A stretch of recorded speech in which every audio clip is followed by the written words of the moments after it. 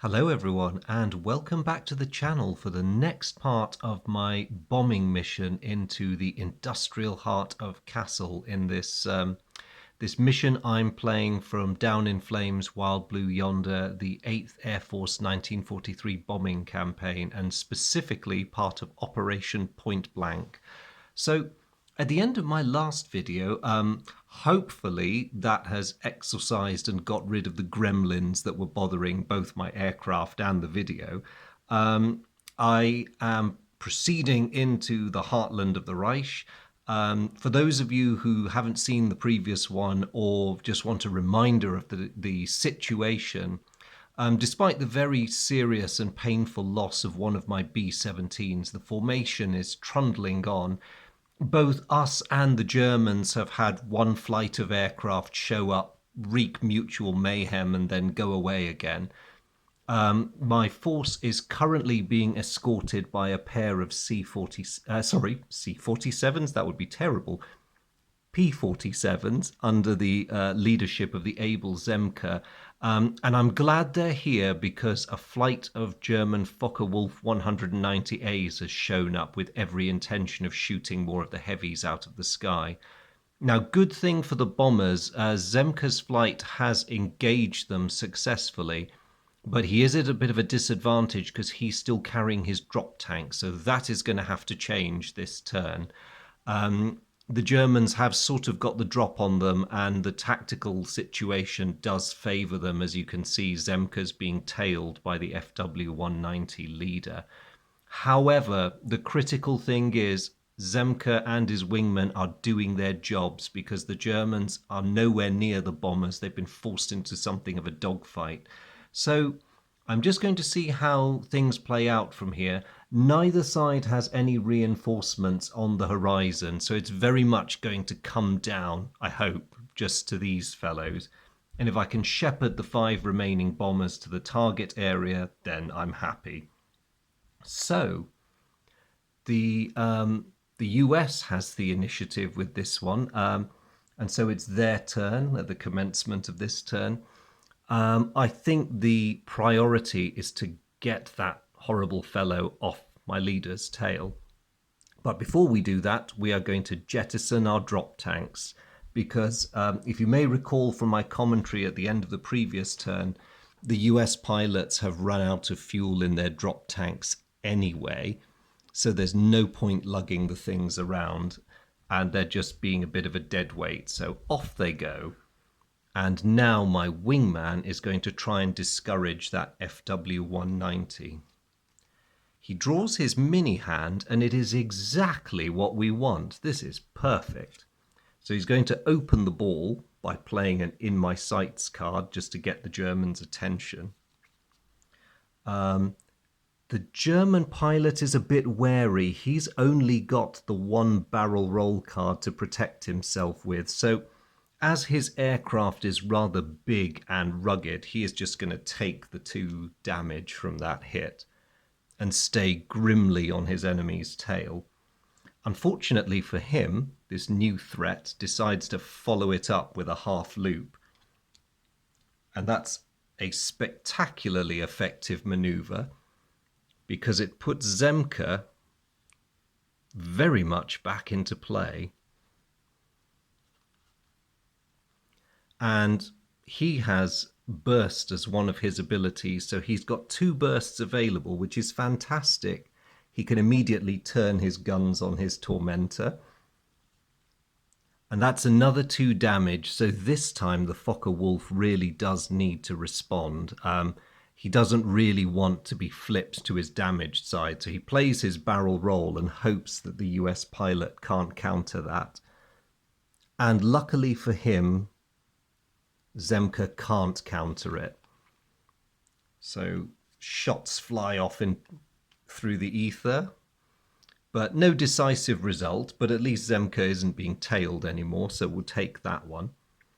And in contrast to the Spitfires, whose engines were struggling at this high altitude, the US aircraft are turbocharged, which is very, very nice indeed.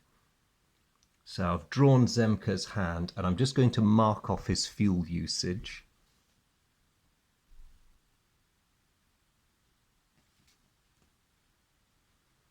Right.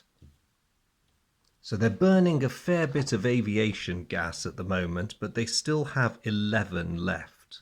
That should see them through the next few turns quite comfortably and at the very least get the bombers to the target area. So what are the Germans going to do? Well, this has been fun, but while tangling with P-47s is all very nice, they really have more important targets that they want to be dealing with. So the German wingman is going to start by going for one of the bombers. So he draws his mini hand. And again, because they're all much of a muchness, I'm just going to roll a dice for which one he goes for. And he gets a 5. Now, he doesn't have a maneuvering card, so he can't guarantee getting that one. But the US leader cannot intercept him. And as it's all much of a muchness, may as well let him go for bomber number 5.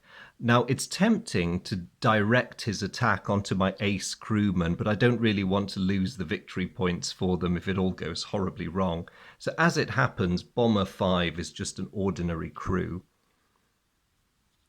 And so having successfully zoomed in on his target, he is making a frontal attack, by the way. So he only gets actually only another card for this because he's also at high altitude, so his defensive rating suffers a bit here. So over to the US. As I say, there's no comeback from the US escorts. They've been caught a bit on the hop by that. And because it's a frontal attack, the bomber gets 1 card plus another 4 from the supporting bombers. So they no longer have that lovely 6-card defensive hand since they've lost one of the B-17s. But they still have what I hope is a reasonable amount of firepower. Now that is an appalling defensive hand. The bomber's going to do lots of ineffective firing, and it means that the German wingman simply bores in and inflicts 3 damage. No!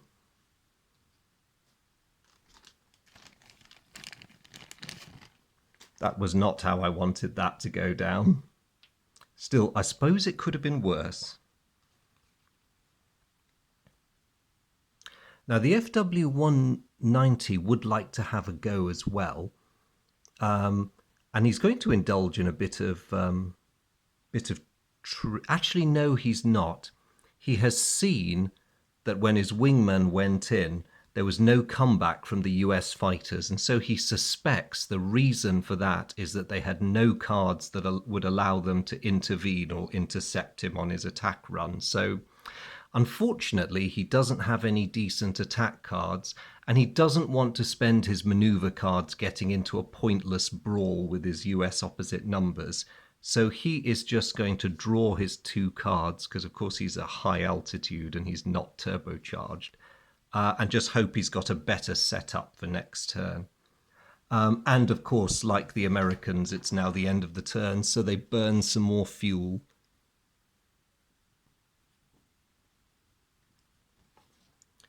So the US aircraft have 11 fuel left. The German aircraft have 6. If it comes to a contest of outlasting each other, they may well end up breaking off at the same time at this rate. Meantime, the bomber formation is creeping ever closer to the target. So we move into the next turn. There are still no reinforcements for either side. The US fighters are going to carry on their strategy of trying to pin down their German opposite numbers. So in goes the wingman, targeting the German leader. Oh, that's not too bad. He tries a bit of a pot shot. Now the German, again, is in the same situation he was in last turn. He's only got the 1 decent defensive card, and he doesn't really want to waste it on anything that small. So sighing unhappily, no doubt, or perhaps even worse. Maybe there's a fair amount of swearing and so forth, but he just accepts it for now.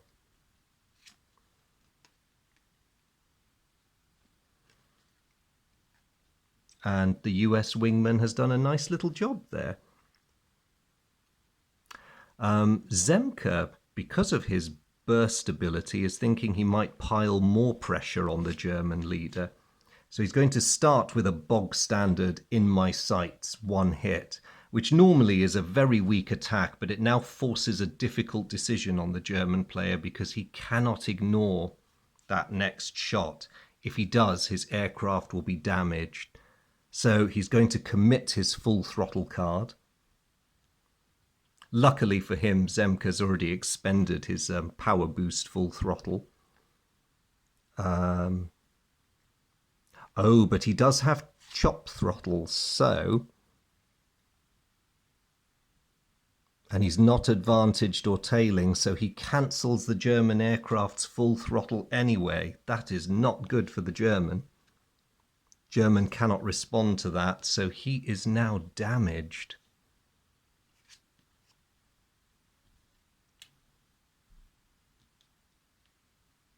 Things are certainly looking up for the US side now. And of course, I'm just going to clear these away so that they don't confuse me. But Zemke is not finished with his opponent, because following up his basic attack, he's now going to throw in an in my sights with a cockpit hit. And probably snarling in frustration by now, the German pilot can do nothing about that. So not only has his plane been battered about a bit more, but is starting to become a little bit unresponsive.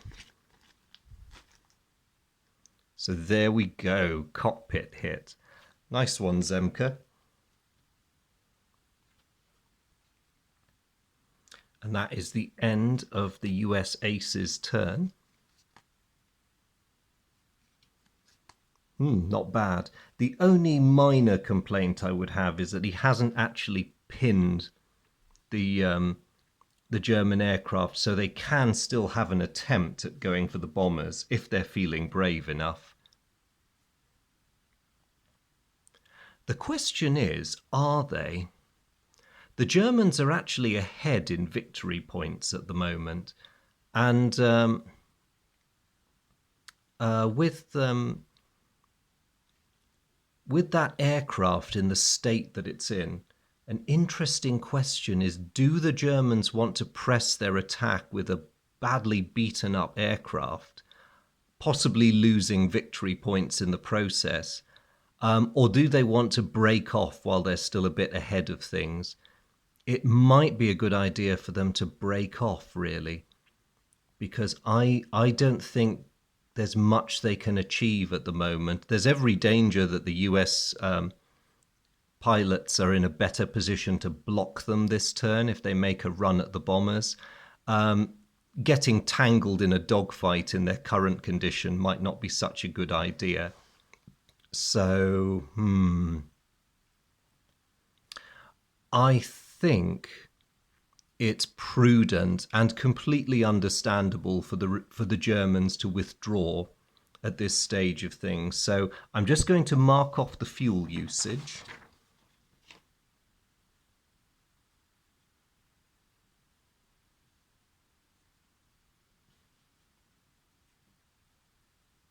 I mean, the Germans really only would have been able to hang around for another turn anyway. So the US are down to 6 fuel, which guarantees that under ideal circumstances, 1 more turn. Under any other circumstances, 2, but there'll be a desperate fuel engagement if they, disengagement if they stay. But the Germans are going to attempt to leave, so I'll draw for the wingman first. He gets a full throttle, which is all right, actually. That is a safe escape for that one. Now, for the leader, who's damaged and in a bit of a poor condition... Ooh, wrong deck, sorry. Chop throttle. Where does that leave him? He just about... there are enemy fighters at the same altitude. He is damaged, but it's not a fuel engagement. It's just a regular engagement. No, he makes his getaway. So that more than halves the victory points the US would have had if he'd stuck around and been shot down. So arguably that's a good move.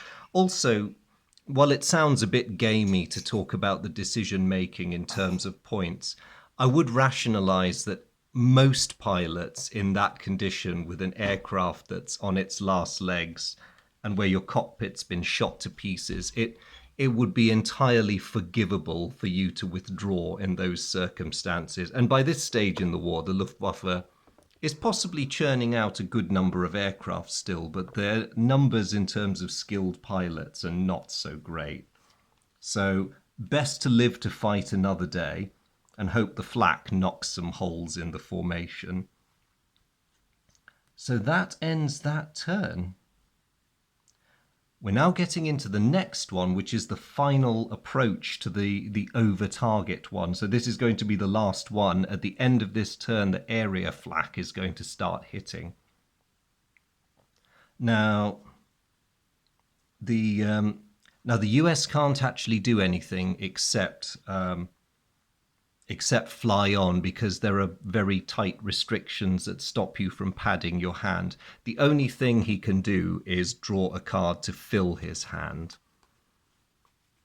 But otherwise, they are back in cruising formation around the bombers. No German aircraft turn up on this last turn. So the US pilots simply burn more fuel. They're down to 4.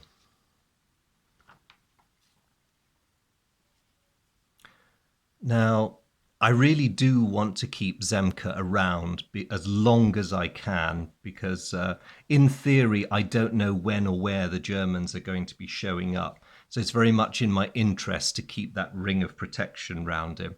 But of course, they're going to break off as the target zone approaches, because they don't want to catch any of that flak or be in the way of the bombers. And just so you all know, the target is this enormous industrial center here. So it's quite a formidable target. As you can see, area flak is 2, target flak is 4. So it's going to be very nasty for the bombers. Let's see how they do. So area flak of 2 against each aircraft. I'll move across from left to right. So first bomber. Ouch. Those 88s are not holding back. Second bomber. Oof.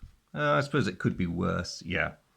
Okay, I won't complain. That literally is paint scratching levels of damage. Number 3. Okay, more of the same from the looks of it. Ooh, ow, no, that was a bit more painful.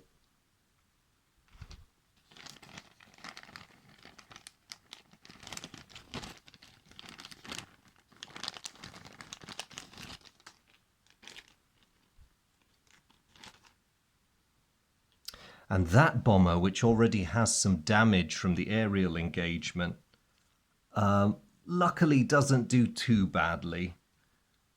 Although its damage threshold is well, luckily the threshold is so high, because that's a fair bit of beating it's taken. And lastly, you guys.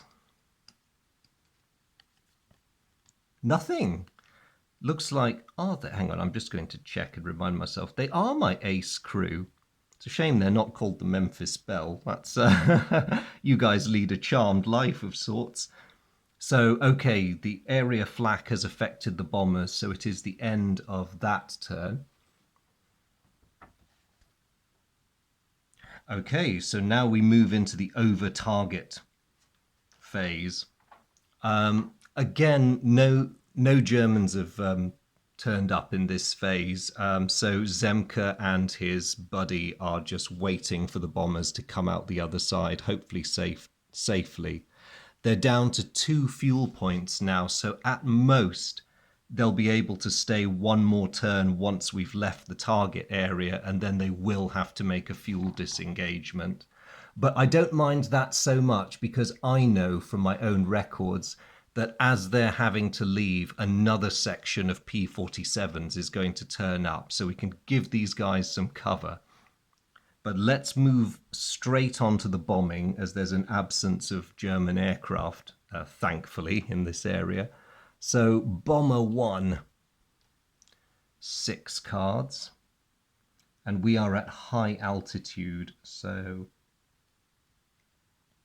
yeah, just the only modifiers are to the target. Oh wait, hang on, no it isn't. Saturation bombing, here we go. At high altitude, it's 1 less bomb card, and the target flak, which is 4, is weakened by 1. So 5 cards per bomber. Let's go with number 1. 1, 2, not bad. 3, 4, 5. Ooh, a vital. Let's hope we get to keep that. And the target flak, which is 3 cards. Oof. That is not nice. Ow. Thankfully, no spoiled attacks, so the bombs go right where they're supposed to, sort of. So we have a hit, a direct, and a vital. So that's 11 damage from the first US bomber. Well done.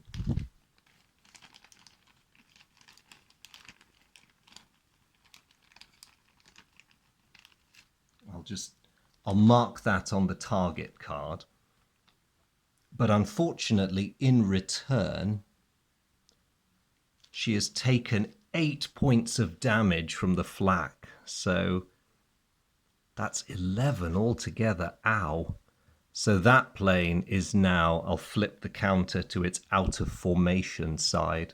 That poor bomber is seriously hurting now.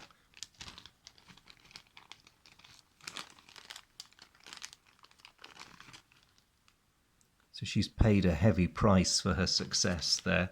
What about number 2? Let's see what we get. 5 cards for you. That's 1. Okay, 2. Ooh, a direct. Nice. 3. 2 directs. 4. And 5. Oh, I'll forgive you that miss. That's exceptionally good bombing. And the German anti-aircraft. Okay, I like that. We could do with more of that. Yes, keep missing, fellows. That is exactly what we want. Most ineffective AA I've ever seen, at least in this specific case. So we have 2 directs and 2 hits for a total of 10 damage. Golly, they're really knocking this place about.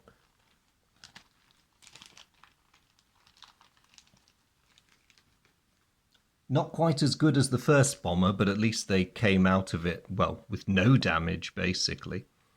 Bomber number 3, what's happening with you?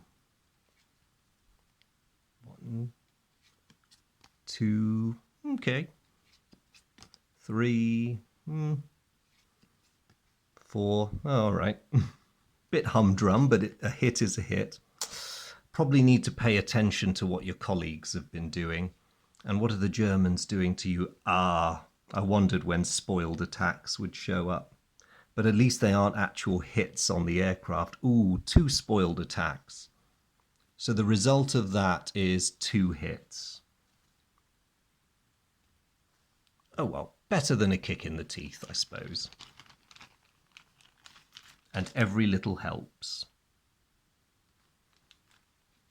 And we still have 2 bombers to go. So you, 1, 2, 3. Ooh, a vital, nice one. 4 and 5. Okay, that vital excuses a lot of other stuff. What's the German comeback from the ground? Pretty ineffective, it must be said. Totally ineffective. So we have a vital and 2 hits for a total of 8 damage. That will do quite nicely.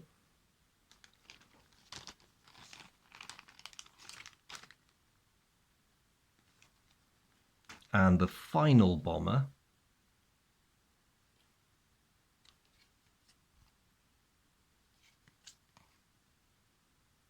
all right, you'll do. No, less of those, please. Oh, a direct. Yes, I'll take it. That was okay. As for the Germans, who are definitely having a worse day of it than we are. Oh, yes, that was god-awful shooting. So the last bomber scored a direct and 2 hits for another 6 damage. Nicely done.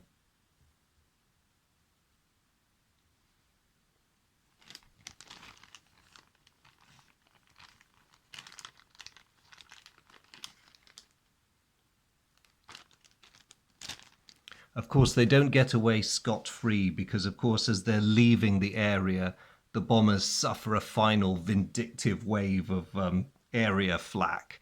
So that poor first bomber, what's going to happen to you? Will you make it out?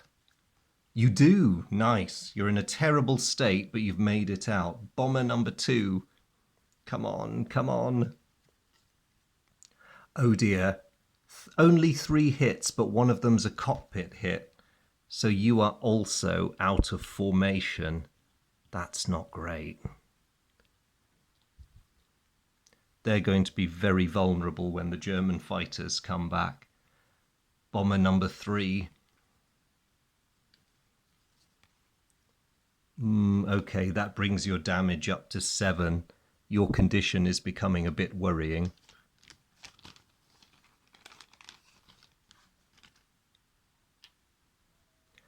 Okay, next to last bomber. Ooh, okay, I don't like this. The hits are really rolling in now. 3. Ooh, dear, your damage is up to 8.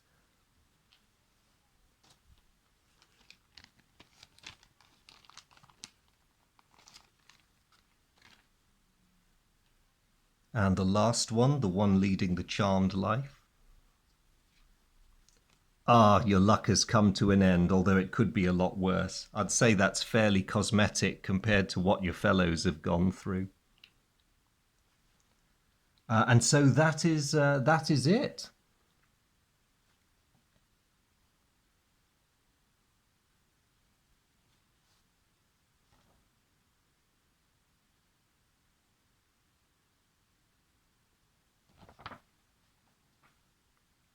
So the US bombers emerge from the flak zone. Now the bad news is, because we have one cripple, the speed of the formation's been reduced, which means it's going to take us a little bit longer to get home. That's not such good news. Also, at the end of this turn, Zemka is going to be performing his fuel disengagement. So it is now the first turn where once we've emerged from the target area, it's still quiet on the German front. Still no German fighters, and there was a reason for that. In about half the German operations, when I put this together, I was trying to be sneaky and making the assumption that the US would want to shepherd their cripples home right from the start and would therefore concentrate planes fairly early on in the homebound phase. The thinking behind the third homebound and 5th homebound turns of arrival on the German side is that hopefully a lot of the Allied fighters will have had to have broken off or be so short of fuel that they can't stick around for too long. And in planning for the US side, I did fall for that. So Zemka will be doing a runner at the end of this turn, but he is joined by another flight of P-47s. So I will just... Actually, I'll do this properly, because you do have to draw a card when reinforcements arrive. It's blue bordered, which means the reinforcements arrive before any actions have to be taken. So I'll give them their altitude markers. I will shove them back where you can all see them, because Zemka, of course, is going to be leaving very, very soon.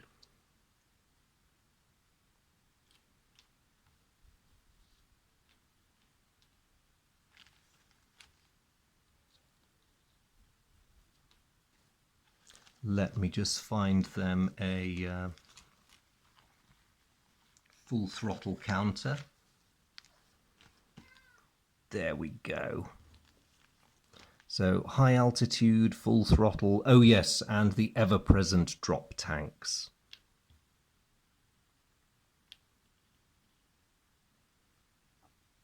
And I'll give them their starting hand, although I won't look at it, because they are loaded aircraft in a non-combat situation. So, counting the fuel, Zemke and his wingman are now running on fumes. I probably should have sent them home a turn earlier, but in theory, I did not know there were going to be no German fighters waiting immediately outside the target area, so I was being cautious. The other calculation I have to make is that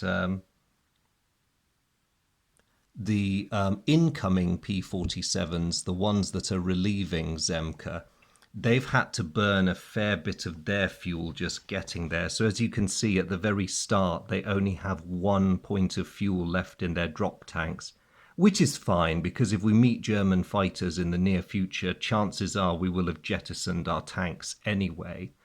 We still have the full 20 in our internal fuel. So that is all right. I'm quite happy about that. I just hope that we can safely shepherd all these poor guys back home. Because as you can see, the bombers are in a frightful, frightful state. Although that said, if you think we look bad, you should see the other guy. That's a horrendous amount of damage we've just inflicted. So, as it's the end of the first homebound turn, I'm going to do the fuel disengagement for Zemke and his wingman, and I hope they come through okay. So his first card is a half loop, which is a bit so-so. So there's no enemy fighters. He has got leadership, so it's down 1 level. It is a fuel disengagement, but no, he gets a safe escape. I reversed my usual pattern and did Zemke instead of his wingman first. Never mind. And an ace pilot for the wingman. Well, if Zemke got away with it, the wingman certainly did. So happy to say, both our intrepid heroes break away safely, bid their replacements good luck and a quiet flight.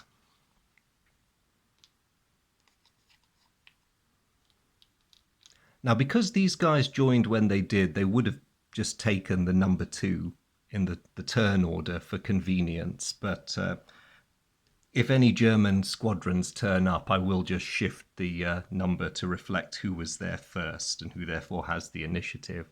And I'll just push you guys back close to the bomber formation so that you look like you're guarding it properly. Well, I hope you are. And as it's come to the end of the turn, there's no German fighter opposition, so you burn a little bit more fuel. So they've still got their drop tanks on, because they just wanted to get that last bit of fuel out of them. But from the beginning of next turn, they will be jettisoning them anyway, because there's no point hauling those empty tanks. And German fighters, in theory, could show up at any moment. So I think that's a nice place to leave it. We've covered the bombing and we've managed to emerge. So my last video will cover us getting home, I hope reasonably intact, and then we'll have a mission debrief to see how we all did. But as ever, it just remains for me to thank you all for continuing to fly with me, metaphorically speaking. To all my veteran Down in Flames flyers out there, big hello, guys. Hope you're still with me and hope you're a bit more intact than I am as we start our homebound leg of the journey. To any newbies, greenhorns, or first-timers in the cockpit, you're more than welcome. Hello and welcome to my channel. I hope you've enjoyed this video. If it's Down in Flames that brought you to this place, then again, hello. I hope you like it. Please check out some of the other videos I've done for this wonderful game system on the channel. And if it's wargaming in general that you enjoy, I hope you'll find other things on my channel generally that please you. Either way, you're more than welcome. And as always, to all of you, thank you so much for your company. It's really great having you guys along for the ride. Thank you for all the support and all the camaraderie. It is a complete pleasure for me, and I hope it is for you. So until the concluding part of this mission, I shall sign off and see you all in the next video. Take care. Bye.